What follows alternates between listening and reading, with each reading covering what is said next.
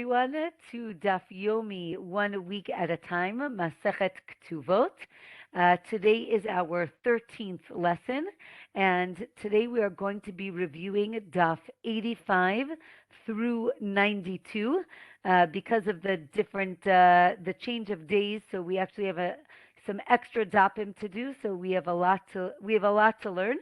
So let's begin. We're going to be discussing today a lot of ideas of loans, and we'll see how it plays out. So the top of Daf 85, we have a story.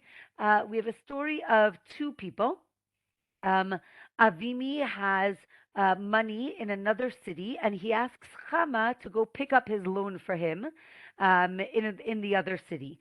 And when Chama asks for the IOU back, or like a receipt, so they say when he gets to the other city, so they say, oh no, the money you gave us is for another loan that he took. This is not the loan. You didn't repay back the loan that basically Avimi meant. So now the question is, when he gets back, does Chama need to pay for the loan out of his own money, because he sent him to do a job and he didn't do the job? So the Gemara tells us that if Avimi told him pay back the loan and get the IOU back, so then he didn't do the job because that didn't happen. But if he says, right, get the IOU, um, get back the IOU and then the loan. So he didn't do that. So, or the Gemara says no, the messenger needs to pay back the loan because that was the task that he was given. There's another story of a woman who seized documents. Again, these documents are what we would call IOUs, right? It's a document of a loan. And she seized these documents when the person was alive. So that works. You could take it. Or the Gemara says no, right? If he didn't try to get them back when there were witnesses, so it's not considered a seizure, meaning she didn't take it, and she actually has to give them back. Um, Okay, so now let's talk about these documents, right? We can't reuse an IOU, right? Once this document, again, the document says, Ruvain took a loan from Shimon of $100, so that is worth $100. So you can't reuse that. Meaning, if he pays it back, you can't say, "Oh, let me use it for another loan," because then it's going to get complicated. Now we're going to talk about heirs, right? Children whose father died, and then they find something in the estate. So there's a story of the heirs find 7 pearls from their father, and then a man comes and he claims that it's his. And he just had it deposited by the father, but really it's his.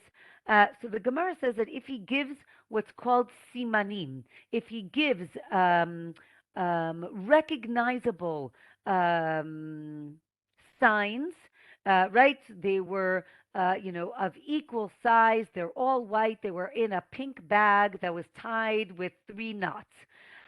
So then that works, and it has to also be that the children know that the father wasn't rich enough to own pearls.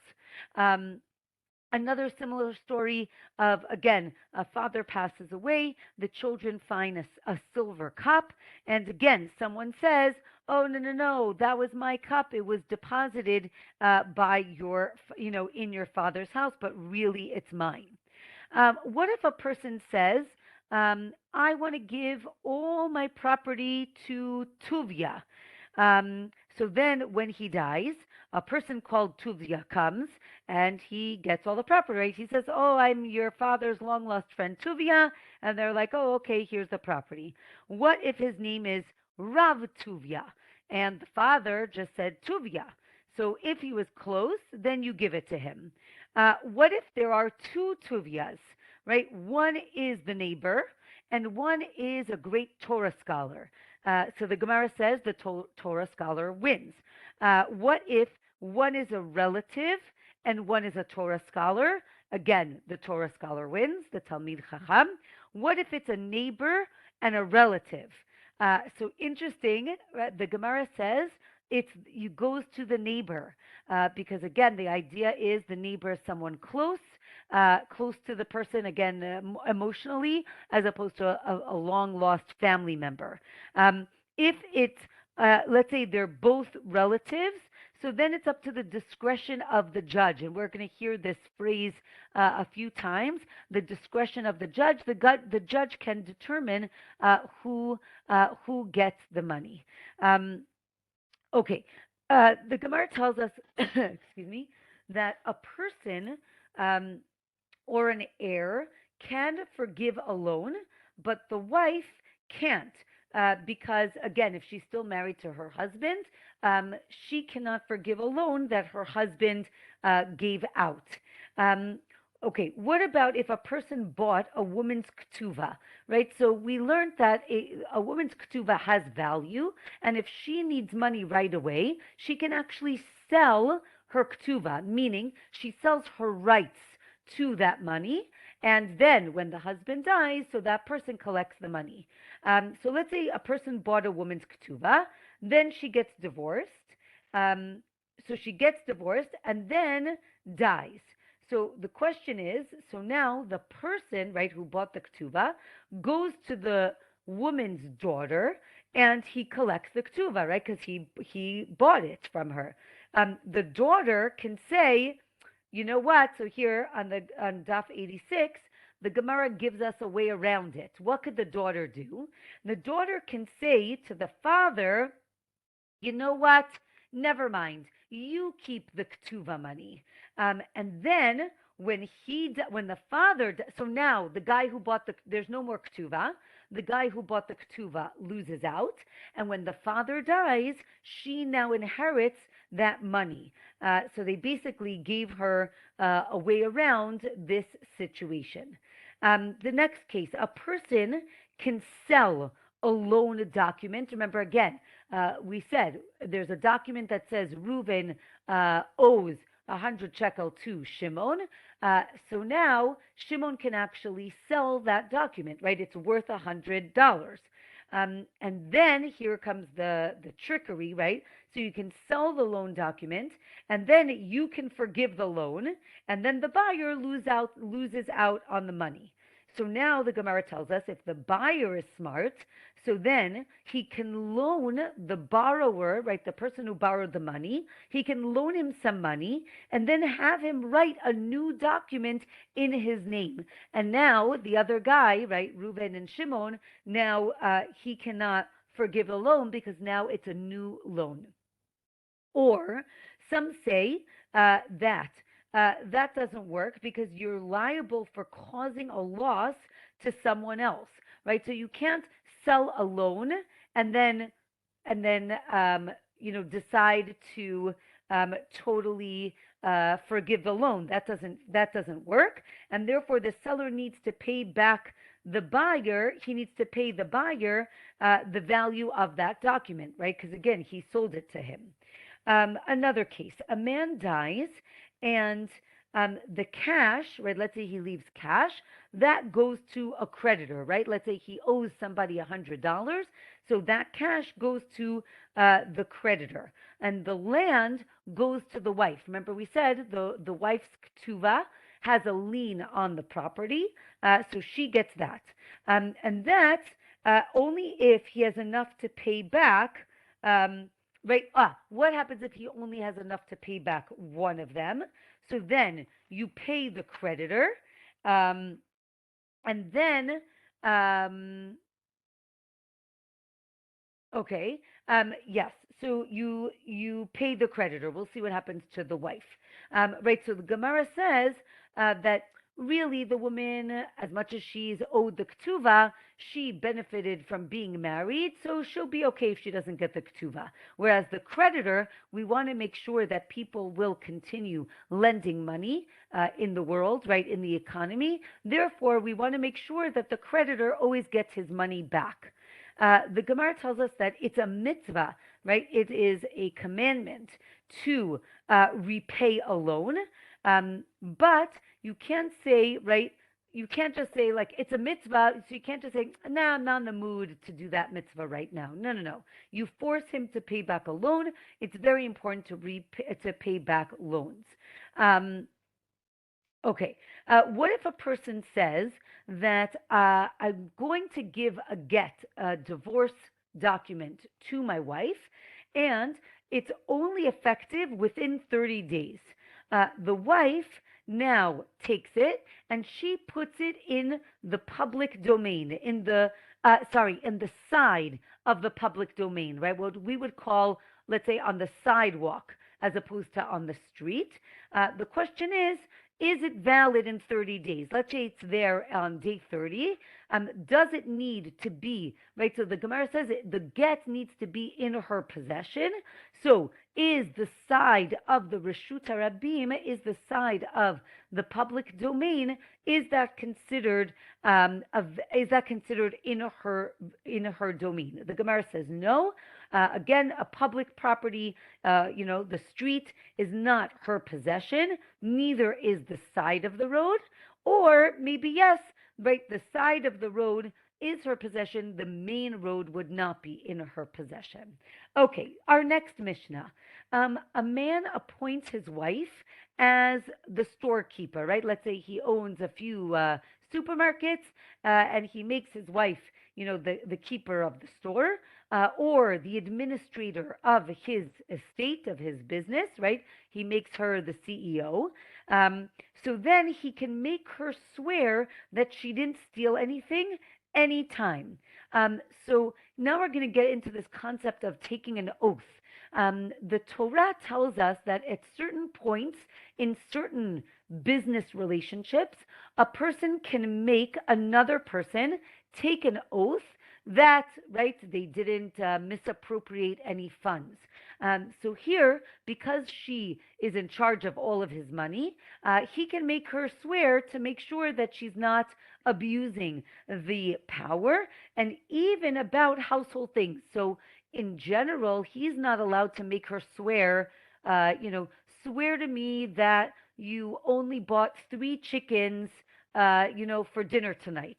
In general, that's not something that he can make her swear. But because he has the ability to make her swear on one thing, so there's something called kind of extending an oath. So he can extend the oath to include things that he would normally not be able to make her swear. So that's the Mishnah. The Gemara explains, right, these household things are added to the oath, right? It's called a gilgul shvu'ah. Gilgul means to kind of roll, right? We're kind of rolling in other things, but not by itself, right? He's not allowed to make her swear about things that don't have to do with, let's say, his estate or his property. If she isn't responsible for his business, right, he can't make her swear that she didn't steal anything because he doesn't have the rights, right? It's not a personal thing. It's a business deal. Okay. The next Mishnah tells us that the man, let's say a man says, I cannot, right, since we were talking about making her swear, now we have the opposite. What if he says, I can't make you swear or take a vow or an oath, right? I love you so much, I'm never going to make you swear. So he cannot make her swear, but he can make her heirs swear, right? So if, let's say, she dies, he has the ability to make her, right, her children take an oath. Let's say he says, right, I can't make you or your children, so then that doesn't work. But right, he can also stipulate that neither he nor his heirs are going to make her take an oath, and that also works. If she goes from her husband's funeral to her father's house, right, meaning she did not manage the estate at any point after she died, so and her husband exempted her from an oath, meaning what he said before, what we mentioned at the beginning of this Mishnah, then she's still exempt. meaning because she only worked for him while he was alive, and when he was alive, he said he's not going to make her take any oath. But if she administrates the estate after the funeral, so now it's as if she's working for the children, right, the heirs to the estate, and they could make her swear about the future, but not about the past.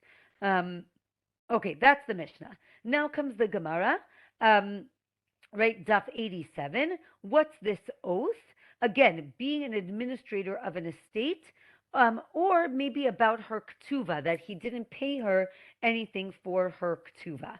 Um, Again, as we said, right, we don't make her swear about the time between his death and the funeral, right? We talked about from before his death and we talked about after the funeral, but we also do not make her swear in between that time.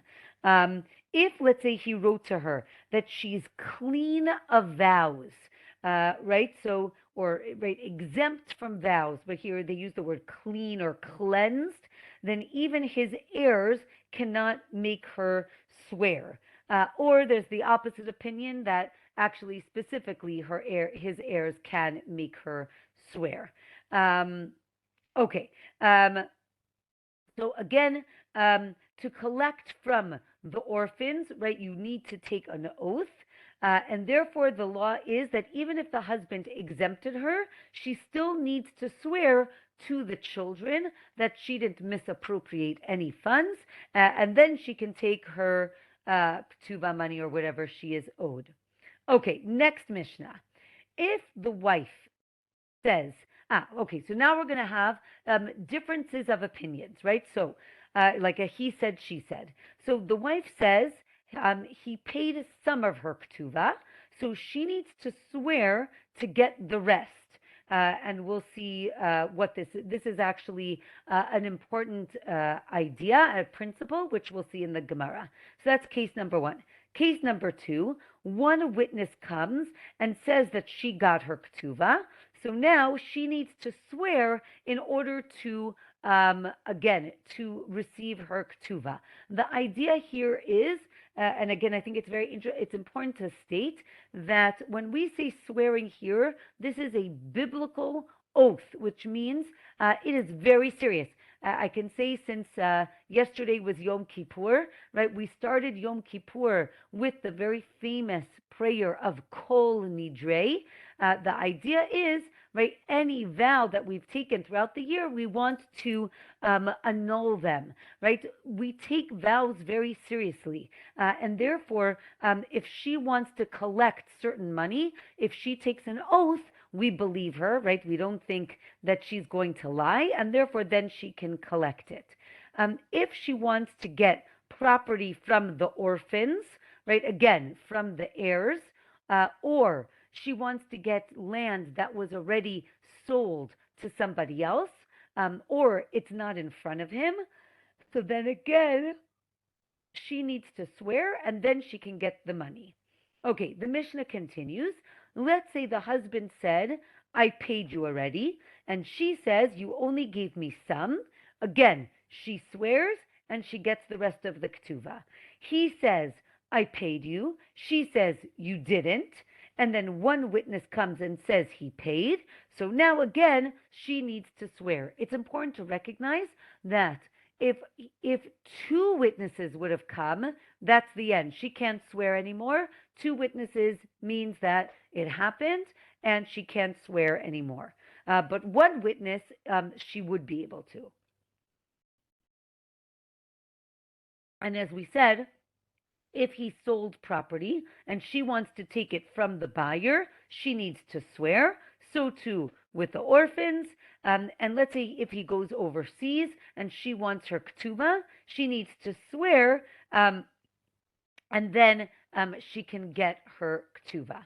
Okay, the Gemara on Daf 87 tells us that, again, maybe this oath is biblical, that makes it extremely serious, because, again, she is admitting to partial payment. This is what's called in Hebrew and in the Gemara, modeh b'miktzat. She is admitting to a part of the loan. As soon as someone admits to a partial payment, now they have to biblically swear, and then they get the rest of it. Or maybe this is not uh, this. Sorry, maybe this is not um, a biblical oath. Rather, it is rabbinic, and it was enacted so that the woman will be attentive when she's being given the money, and like she's very careful to make sure that she writes down that she got the money and that she's very aware. If she had witnesses that he paid her partially, and he claims he paid the rest with witnesses, again, they each have witnesses, she might still need to swear in order to get the rest. If she says that the husband reduced the value of the ketuva and he says he paid her, the Gemara says, right, again, she does not need an oath in order to collect it. Now, again, if we said if two witnesses can cause someone to pay, maybe one witness can obligate someone to swear, right? And this oath would be deoraita, it would be biblical. And the Gemara says, no, really it is rabbinic. And again, because she wants to collect, and this is about land, so it is only rabbinic. Daf 88. If the husband is smart, again, we're going to give like some tricks of the trade. He can make her swear biblically by giving her the ketuva in front of one witness, and then combine that one witness with another witness, and now you have two witnesses, and now it's a biblical oath. The Gemara says no, there's no such thing as combining witnesses. We don't do that, and he cannot do that. Okay, orphans who want to collect a debt of their father do it with an oath, right? Again, let's say the father lent out money, they want to collect that money. So it seems that they can make the person swear, or the Gemara says no, if they want to collect. If they want to collect from the orphans of the borrower, then that's when they can make them swear. If someone says, let's say, I never borrowed money from you, that's as if he's saying, I didn't pay it back. Therefore, the orphans don't need to take an oath in order to collect it, meaning because he's saying I never took it in the first place, it's as if he's saying I never took it, I never paid it back, and therefore they can collect it without an oath. Let's say the husband is overseas and she wants to get her ketuva. Again, we said she can swear and then she can collect the money, but not if someone owes money to someone else, meaning, again, Reuven owes money to Shimon and then he goes out of town. You can't just swear and take money out of, Reuven, Shimon's, house. You can't do that. Or maybe you can, even a regular debt can be collected with an oath. So that is the machloket. Let's say she is coming to collect money for mizonot, right, for her food. The orphans don't make her swear, but for the ketuva, she does need to swear, right? In order to be supported, they do not make her swear anything. But if it's like a debt, right, we're going to see later on, the ketuva is a debt.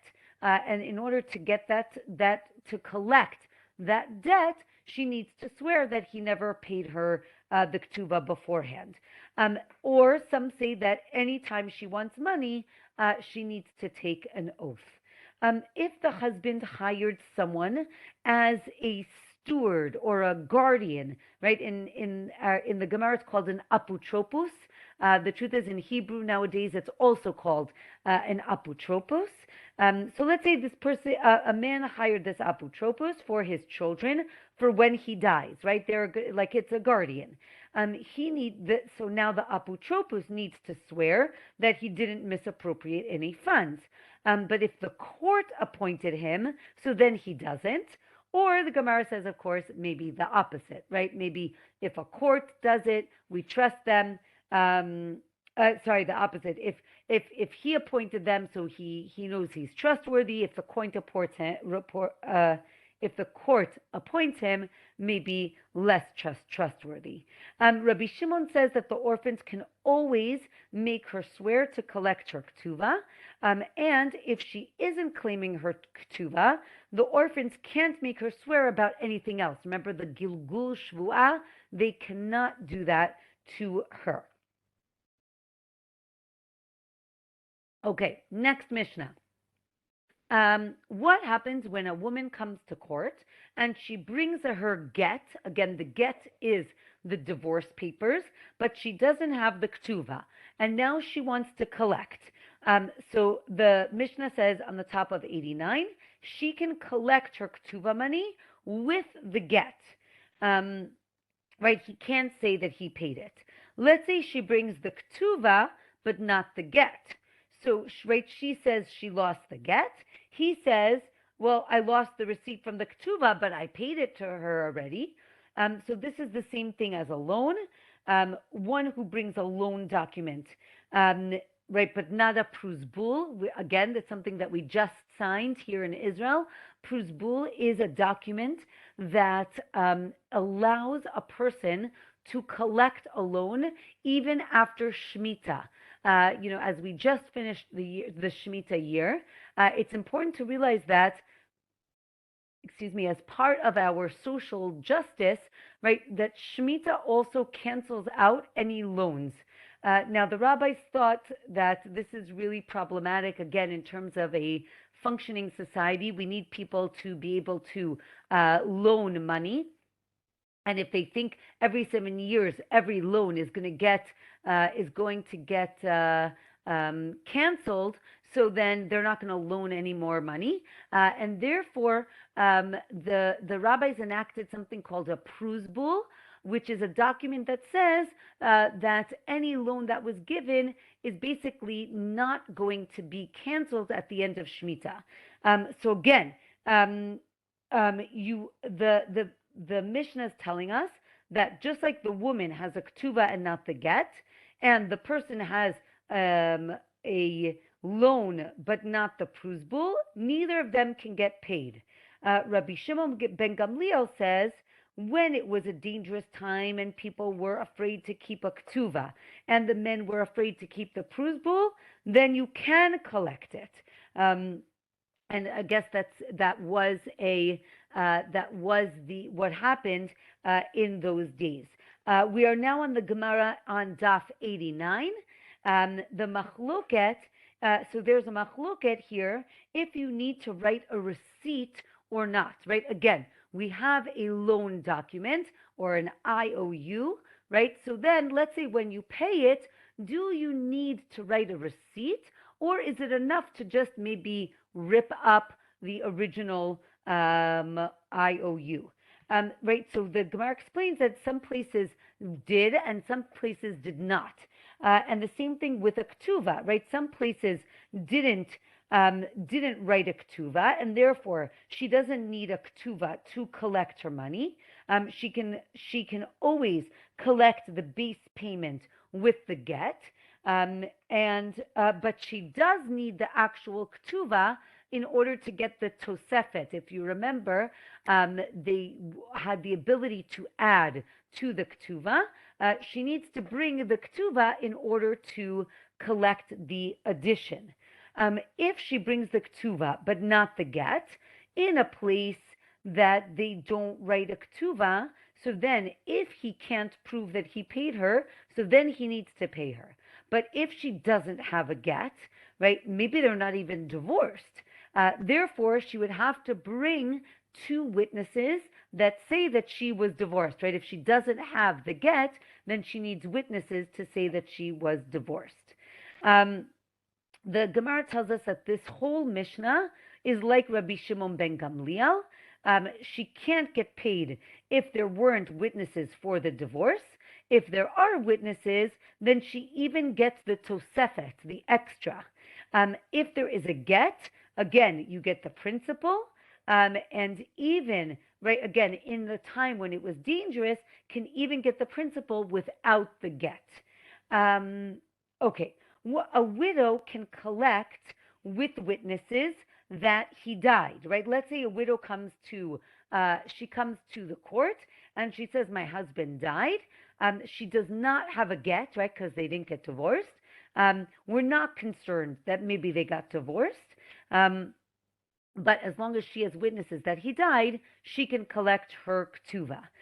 The Gemara says this is even whether it's from marriage or even what if she was only engaged to this person. So then again, she does still get her ketuva money, right? She gets everything, maybe the base, the principal, and the extra. Um, Though, right here, the Gemara says, if the betrothed woman dies, he does not inherit her. So that's important to understand. If he dies, she gets the ketuva. If she dies, he does not inherit her because they were never married. Right? Again, we're concerned that she might reuse her get in another court.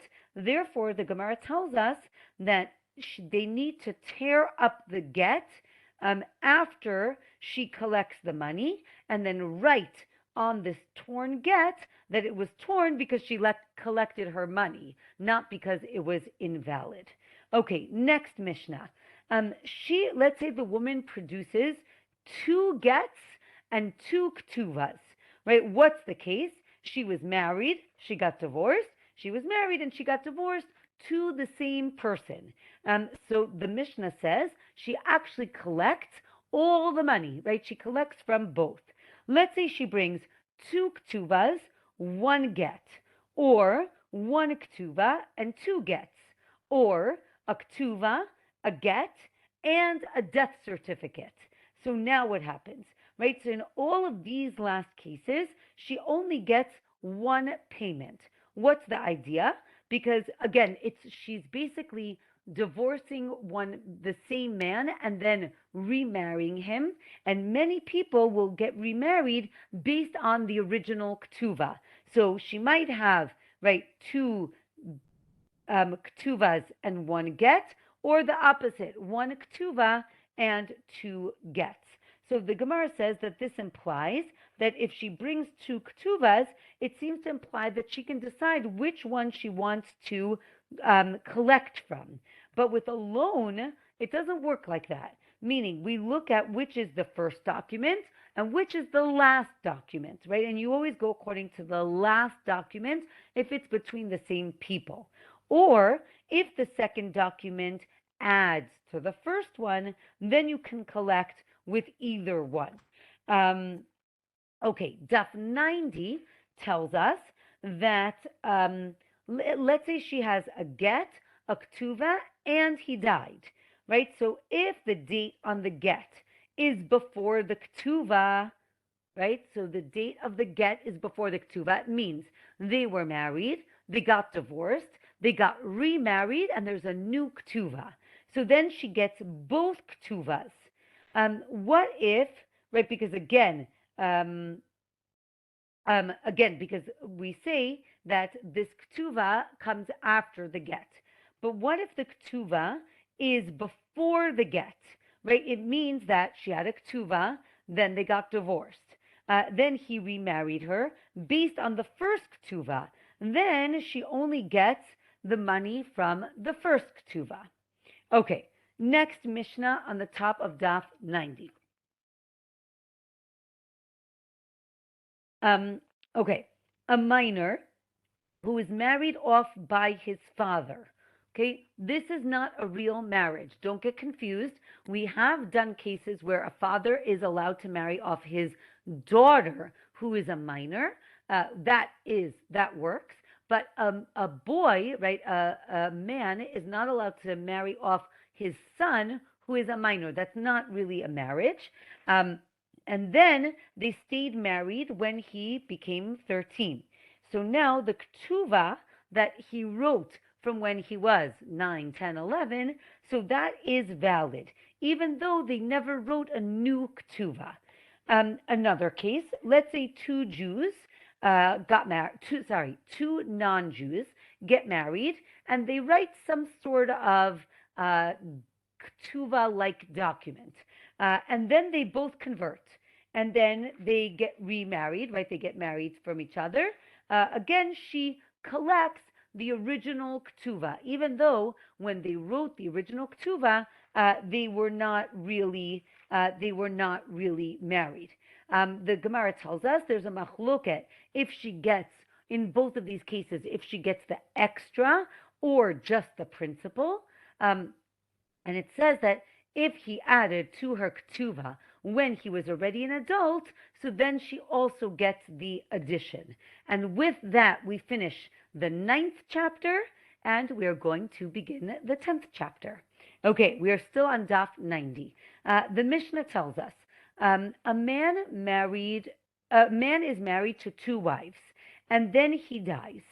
So the first wife collects the ketuva before the second wife. Okay, so we're going to learn in this chapter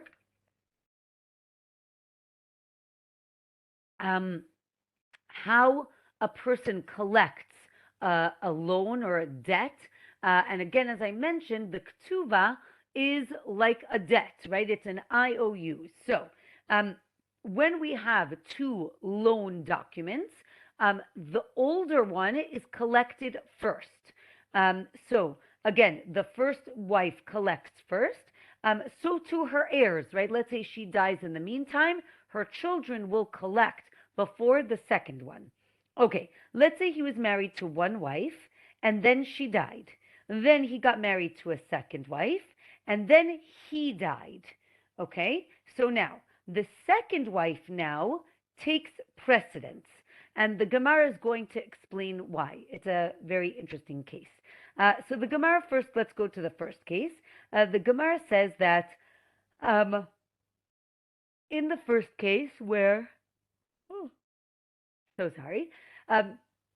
in the first case, man is married to 2 wives, he dies. So we said the first one collects first. If the second one, so the Gemara says, if the second one goes and collects before the first one, she can keep it. So that seems to be an interesting case because in general that would not be the case. And then the Gemara says maybe the same thing with a creditor, or no. The first gets everything and not the second one. Or maybe the opposite, right? The second doesn't get, the second one can't collect first, but she will get something. Okay, so that's the first case. Okay, let's go to the second case. Our second case is going to talk about, if you remember, we did the concept, or we learned the concept of the ketuvat banin dichrin, which was an added part of the woman's ketuva that was meant for her male heirs.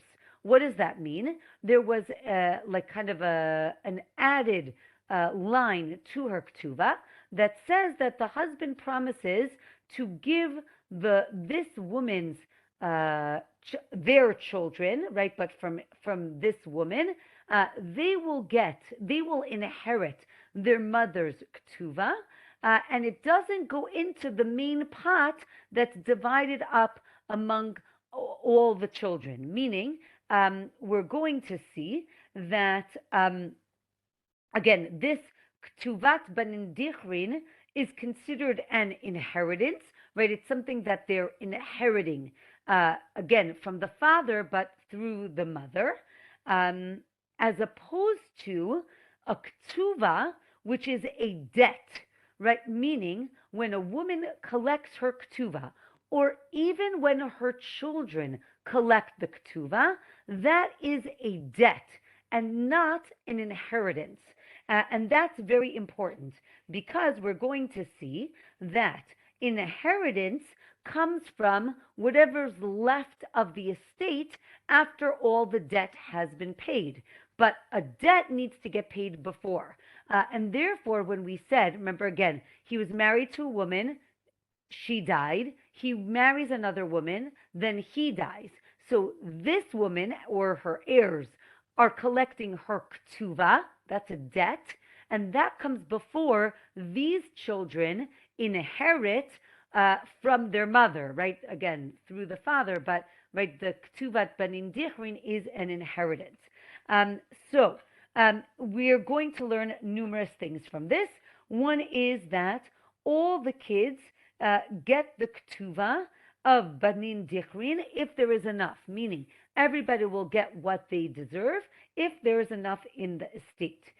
We're also going to learn that one ketuva is considered the surplus for the other. Now, we didn't learn this yet, but we're going to learn that in order to get all of the ketuva money paid or all the debts paid, we need to make sure that there's some surplus to the estate that makes sure that the orphans get something. So one ketuva is seen as the surplus for the other. And the third is that this ketuvat banin dichrin that goes to her, right, her children, can't be taken from liened property, right, property that has a lien on it. Rather, it has to come from whatever is at the estate at the time.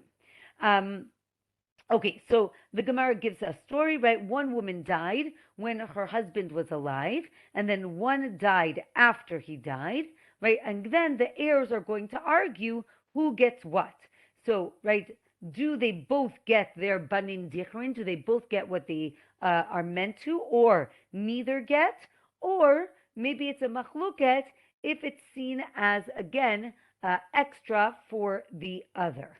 Okay, Daf 91 tells us that there's a machloket if the surplus can be from movable objects or only from land, or how much the value needs to be of the surplus. Can it be less than a dinar?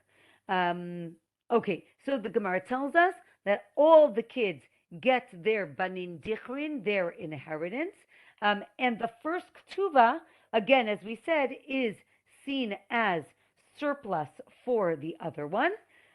Let's say there were 3 wives. 2 died before him, and then he died, and the last wife only has a daughter. So now, right, she doesn't inherit, and the other sons get the banin dichrin, and nobody is fighting. Okay, next Mishnah on 91. A man married 2 wives, and then they both died, and then he died. So now the children split the estate, and they don't each get their individual banin dichrin, meaning if there were different amounts in the ketuva, they don't get those different amounts. Rather, they split it, because if there is only enough money to pay each ketuva, so then that's what we're going to do. If there's a surplus, and here's where we learn it, right? If there's a surplus of at least a dinar, each gets what they were promised, right? Whatever's in their ketuva, or whatever, their mother's ketuva, then they get that. The orphans aren't allowed to inflate the value of the estate in order to create surplus, right? That doesn't work. What about potential inheritance? So potential inheritance, meaning let's say their grandfather is still alive. So they know that there's money coming to them, but it hasn't yet. So that's not considered part of the estate now, and it doesn't count for the surplus. And as we mentioned, movable objects are not considered part of the estate to establish if there's any surplus. Okay, that was all the Mishnah. Now let's get to the Gemara. If at the time of death the estate was valued very high, and right, it had extra surplus, but let's say now the stock market crashed, or the property values went down, and now it depreciated, they can still get their banin dichrin, meaning we go according to the value of what the estate was when he died. If it was low and then it went up, so then again, they also get banin dichrin, not because we evaluate it as what it was when he died, rather now it was of great value, and that's what we go according to. Okay, let's say a man was owed 1,000 zuz, and then he sold two properties for 500 each to the same person, right? 500, a land that's 500 and another land that's 500. So then the okay, so now the borrower goes and the lender goes and seizes one property, and then the owner says to him, look, either you took the 500, the land that's worth 500. Either you say that it's worth 1,000, right, and that's the end of our loan, or um, or he gives him 1,000 zuz cash, and he says, "Look, just take this money. Please don't take the other property because I want that property." So that works because you can value the land or a house at any value. But if he just takes the house and writes on the document that he authorizes the repossession at 500 zuz, right? So he can do that, but not writing that it's 1,000 because that's not what it was worth. Let's say a man owed 100 zuz. So he sold him two properties to one person, 50 each, right? So 50, 50, 100. The same deal, right? Again, value the property at 100 or take cash and that house. So that works. Let's say a man is owed 100 zuz and then he dies. And he left property valued at 50. So let's say the lender takes the 50. The orphans give him 50 and take back the land. Then he can come back and say, now I'm taking it back because really your father owed me 100. So 50, they took it back, and now he takes it again for another 50.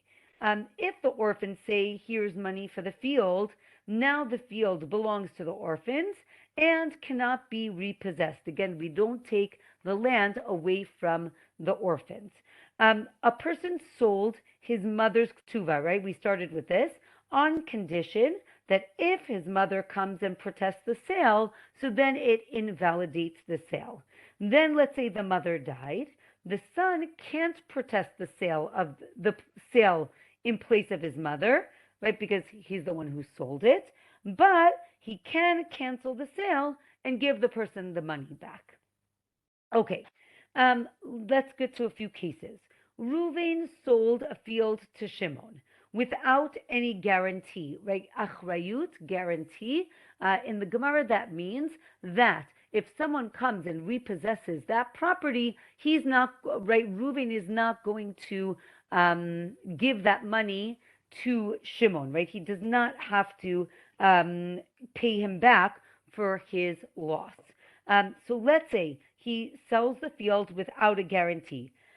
And then, Shimon sells it back to Reuven with a guarantee. And now a creditor, I hope you're all still with me, but again, it goes from Reuven to Shimon, back to Reuven, and now Reuven's creditor comes and seizes the land. So now this is crazy.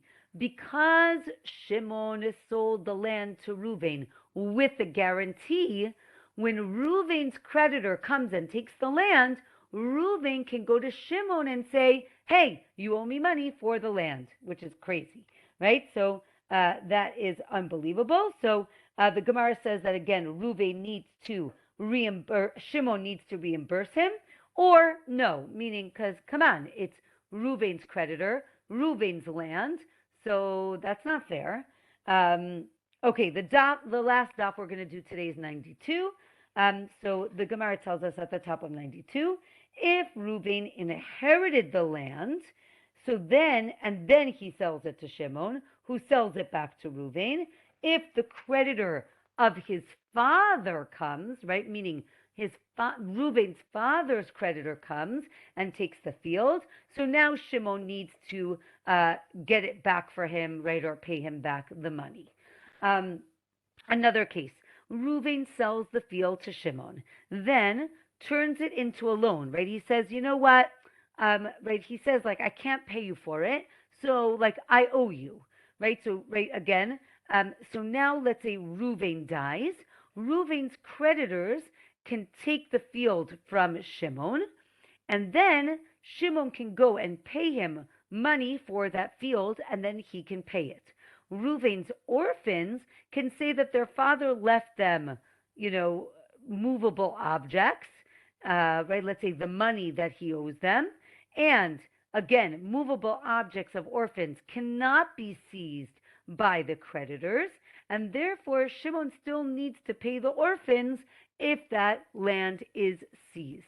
If Shimon is smart, right, he would give them the land and then he can take it back because of Reuven's guarantee. If you remember, there was a guarantee that Reuven gave him when he sold the property.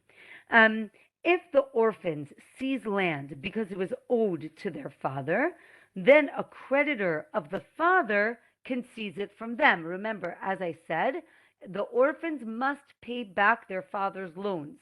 So if they owed money and they don't have any money, the person can come and seize the property. Almost done. Reuven sells all his lands to Shimon. Then Shimon sells one piece of land to Levi.